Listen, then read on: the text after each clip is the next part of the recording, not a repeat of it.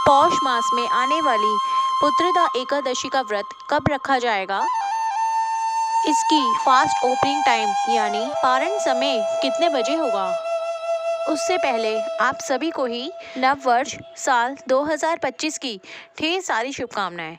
आपका ये साल शुभमय और मंगलमय हो। तो चलिए शुरू करते हैं। पुत्रदा एकादशी का व्रत, जो कि संतान प्राप्ति के लिए और संतान का जीवन सुखमय बनाने के लिए किया जाता है।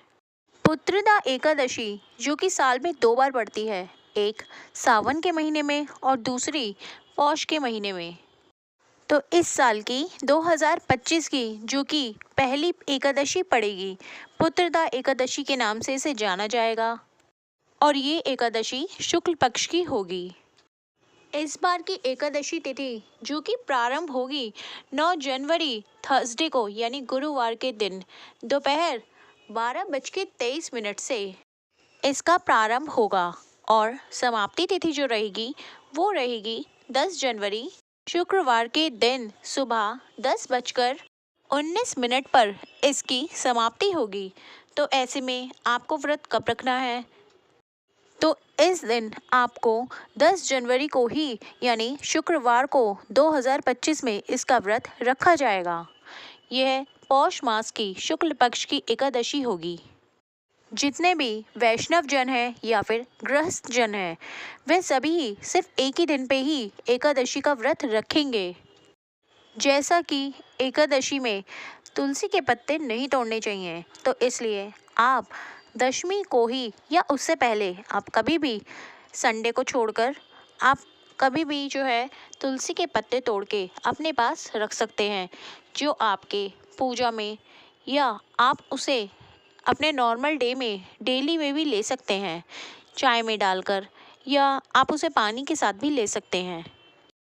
पर ध्यान रहे, तुलसी के पत्ते को कभी जमाना नहीं चाहिए, क्योंकि उसमें पायरिया लगा होता है, इसलिए तो वो दांतों को खराब करता है। इसलिए आप उसे पानी के साथ ही निगल लें। तो चलिए जानते हैं अब आपको पारण किस समय करना होगा। जो आपकी पारण की टाइमिंग है यानी व्रत खोलने की टाइमिंग, वो आपकी रहेगी 11 जनवरी 2025 शनिवार के दिन आपको इसका पारण करना होगा और इसकी टाइमिंग होगी 7:14 से 8:21 तक। इसी समय के बीच आपको अपना व्रत खोल लेना है। तो जैसा कि 10 जनवरी को ही इसका व्रत रखना है और 11 को इसका पारण करना है।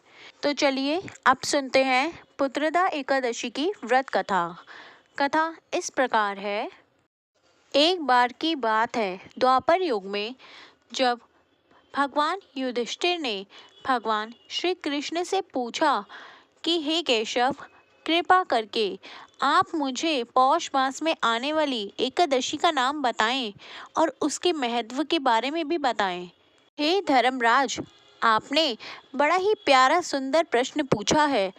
पौष मास में आने वाली एकादशी का नाम पुत्रदा एकादशी है। ये सारे पापों से मुक्त करा देने वाली एकादशी है। इसमें सिद्धियों के दाता भगवान श्री नारायण की पूजा होती है, उनके निमित्त व्रत रखा जाता है। इस संसार में पुत्रदा एकादशी के समान कोई और दूसरा व्रत नहीं है। पुत्रदा का अर्थ है पुत्र देने वाली एकादशी। ये एकादशी का व्रत निसंतान लोगों को संतान देने वाला है और जिनकी संतानें हैं उनकी सुरक्षा के लिए, उनकी तरक्की के लिए भी इस व्रत को किया जाता है। हे राजन, अब मैं आपको पुत्रदा एकादशी से जुड़ी एक महत्व कथा सुनाता हूँ। ध्यानपूर्वक सुनिए। एक बार की बात है, भद्रावती नामक नगरी में सुकेतुमान नामक राजा राज्य किया करता था। उसकी पत्नी का नाम शव्या था। राजा के पास वैभव, धन आदि किसी भी प्रकार की कोई भी कमी नहीं थी, परंतु राजा निसंतान था, उसकी कोई संतान नहीं थी। इसलिए राजा और रानी शव्या दोनों ही बहुत ही चिंतित रहा करते थे। राजा यह सोचकर दुखी हुआ करता था कि हमारे मरने के बाद हमारा पिंडदान कौन करेगा? बिना पुत्र के मैं पितरों और देवताओं का ऋण कैसे चुकाऊंगा? अवश्य ही मैंने पिछले जन्म में कोई बुरे कर्म करे होंगे, तभी हमारे निसंतान हैं हम। इसके बाद यह देख देखकर रानी शव्या भी बहुत दुखी हुआ करती थी। एक बार तो राजा इतने ज्यादा दुखी हो गए कि उन्होंने आत्महत्या करने का फैसला कर लिया, परंतु उन्होंने इसे आत्मघात का महापाप समझकर वह अपना अश्व लेकर जंगल की ओर चल पड़े। वहां अनेक पशु पक्षियों को देखकर और पेड़ पौधों को देखते हुए वह बस आगे चलते जा रहे थे। जंगल में राजा ने हाथी को अपनी मादा और बच्चों के साथ घूमते हुए देखा। यह सब देखकर राजा मन ही मन विचार करने लगे कि मैंने इतने यज्ञ कराए, ब्राह्मणों को भोज भी कराया, परंतु फिर भी मुझे निसंतान होने का दुख प्राप्त हुआ। अब राजा इसी सोच विचार में डूबे हुए आगे चलते जा रहे थे। अब इसके बाद पूरा आधा दिन निकल गया उनको। फिर जब वह आगे जाते गए, अब वह भूख प्यास से व्याकुल होने लगे। तब आगे जाकर उन्हें एक सरोवर दिखाई दिया।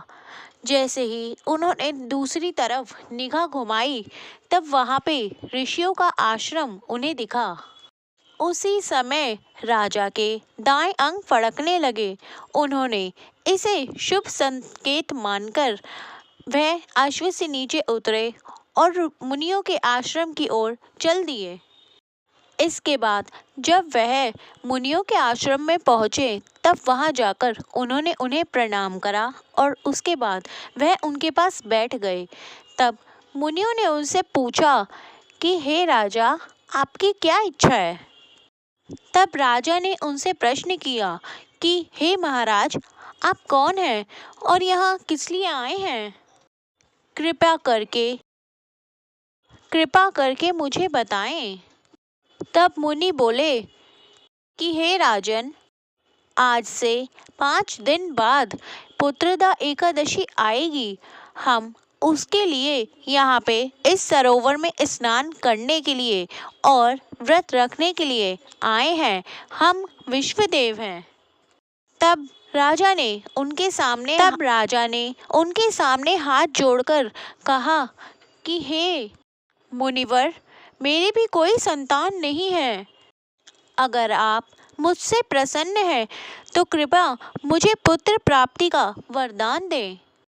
यह सुनकर ऋषि मुनि बोले कि पौष मास में आने वाली एकादशी का नाम पुत्रदा एकादशी है। यह व्रत निसंतान को संतान प्राप्त करने वाला है। आप भी पुत्रदा एकादशी का व्रत करें तो आपको भी भगवान की कृपा से अवश्य ही पुत्र रत्न की प्राप्ति होगी। अब मुनियों के वचन सुनकर राजा को संतोष हुआ। अब राजा ने महल में जाकर रानी शव्या को सारी बात बता दी। इसके बाद अब राजा और रानी दोनों ने पुत्रदा एकादशी का व्रत किया पुत्र प्राप्ति की इच्छा से। पुत्रदा एकादशी का व्रत करें तो आपको भी भगवान की कृपा से अवश्य ही पुत्र रत्न की प्राप्ति होगी। अब मुनियों के वचन सुनकर राजा को संतोष हुआ। अब राजा ने महल में जाकर रानी शव्या को सारी बात बता दी। इसके बाद अब राजा और रानी दोनों ने पुत्रदा एकादशी का व्रत किया पुत्र प्राप्ति की इच्छा से।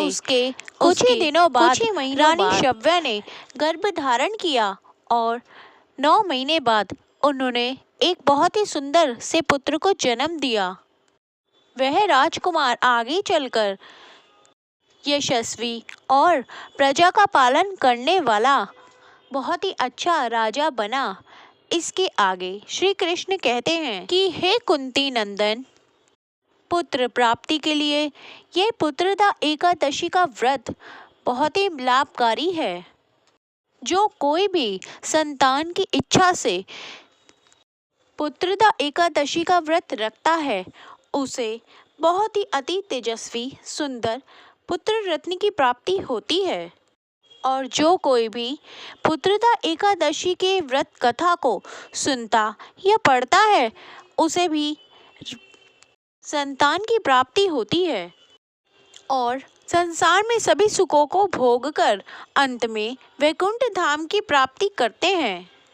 इसीलिए इस एकादशी को वैकुंठ एकादशी भी कहा जाता है। कथा समाप्त। आपको ये कथा कैसी लगी प्लीज़ नीचे कमेंट बॉक्स में लिख के ज़रूर बताइएगा।